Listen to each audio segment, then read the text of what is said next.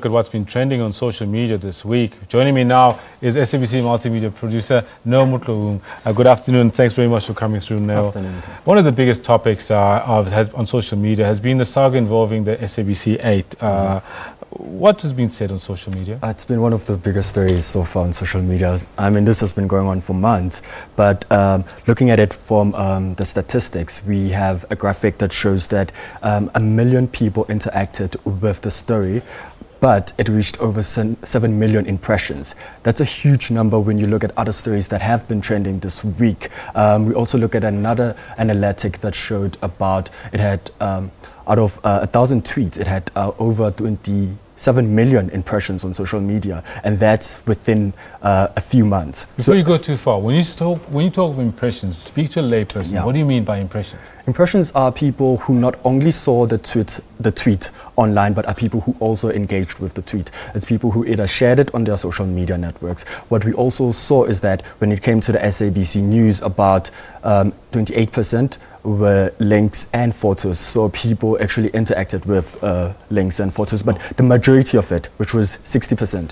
were people just interacting with the topic online. But we also have a poll that we ran on our SABC News Online, where we found out that 88% of the people who took part in the poll actually agree with the court's ruling. And we also had about 8% who said they don't care, and 4% who said they disagree with the ruling. But it's been 88% actually agreed with the court ruling. They're saying they agree with the court ruling. Speaks volumes. It does. Right, now let's. We had another headlining story this week. Yes. Former motor racing star Gugu Zulu was laid to rest on Thursday. He died on Monday morning last week while trekking for Trek for Mandela initiative to summit Mount Kilimanjaro, a charity work that he was doing. What's been said on social media with regards to this? Of course, people are heartbroken on social media. I mean, he is one of our South African heroes. He's one person, like one of the first black people to enter such sport, and he's a hero. And as you've seen, we've covered it very well here on SABC. We had, young people saying that they look up to him.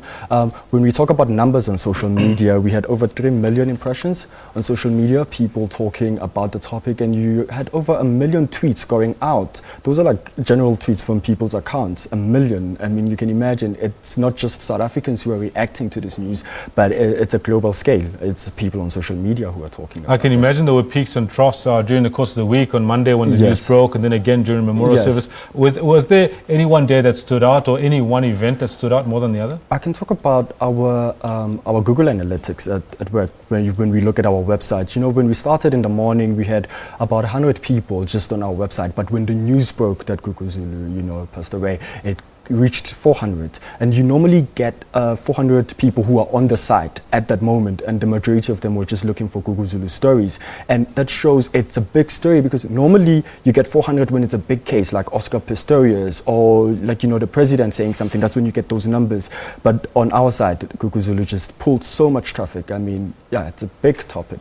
Yeah, no, and we do know that his wife, Letego Zulu, is trying to carry on his legacy and even get a hospital built on Kilimanjaro. Yeah, she's doing a great job of that. Yeah, other news that were also very important over the week was the tornado that hit Tembisa, over 200 homes destroyed. Yeah, over 200 homes were destroyed. It was a big topic on social media, especially with the cold front that we got. When we're looking at stats, we had over 2 million impressions, or close to 1 million tweets that went out. But as South Africans, there were other hashtags that came up. You had pray for Tembisa.